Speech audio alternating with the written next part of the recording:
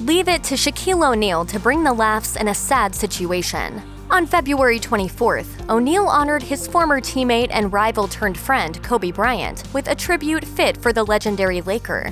While clearly coming from the heart, Shaq's speech also included a hilarious anecdote that certainly came as a welcome change of pace on a dark day. If anything, it's that very story that perfectly captures Bryant's unbreakable Mamba mindset on the basketball court, and why he was able to achieve such greatness.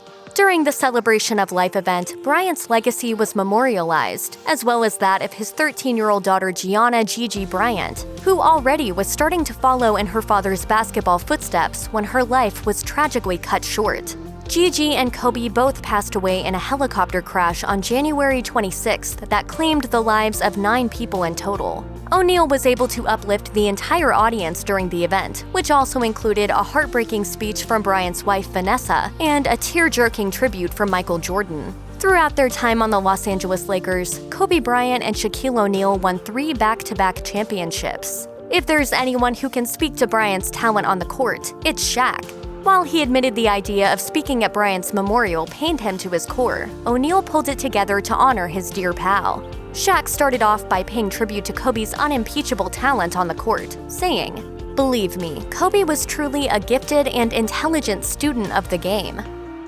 I remember him saying, "These guys are playing checkers, and I'm out here playing chess." And I would say, "I guess so, Kobe, I don't know how to play chess." Specifically, O'Neal reflected on the day that Bryant finally gained his respect. It all went down when fellow teammates were complaining about Bryant's ball hogging, and Shaq said he'd talked to him and resolved the issue. It didn't go exactly the way he'd planned. I said, "Kobe, there's no I in team." And Kobe said, "I know, but there's an in me and that." As he shared that story, O'Neal had a giant grin on his face, and the camera panned to show the Staples Center crowd laughing and smiling along with him, including Bryant's wife Vanessa.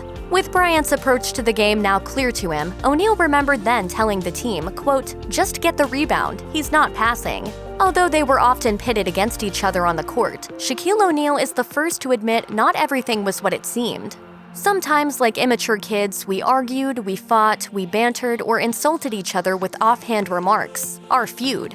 But make no mistake, even when the folks thought we were on bad terms, when the cameras were turned off, he and I would throw a wink at each other and say, "Let's go whoop some ass." O'Neal made clear that the real truth was saying, "Kobe and I always maintained a deep respect and a love for one another."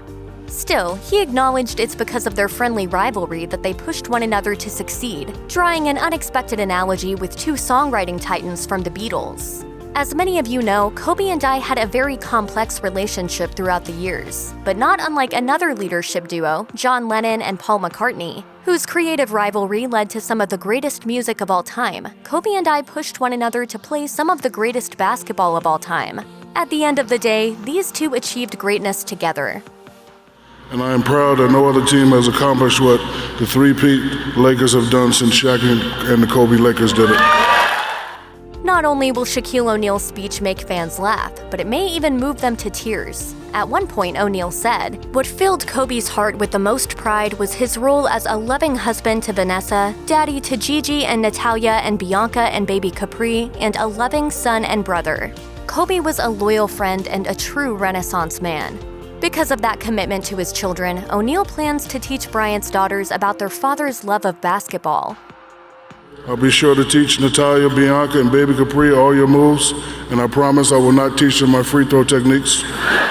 Despite the major loss, there's one thought that's getting O'Neal through it. He finished his tribute with a final, beautiful image, saying, "For now, I take comfort in the fact that, as we speak, Kobe and Gigi are holding hands, walking to the nearest basketball court. Kobe will show her some new Mamba moves today, and Gigi soon masters them." All in all, his speech was a bittersweet end to one of basketball's most epic stories. Kobe, you're heaven's MVP. I love you, my man. Till we meet again. Rest in peace, Kobe.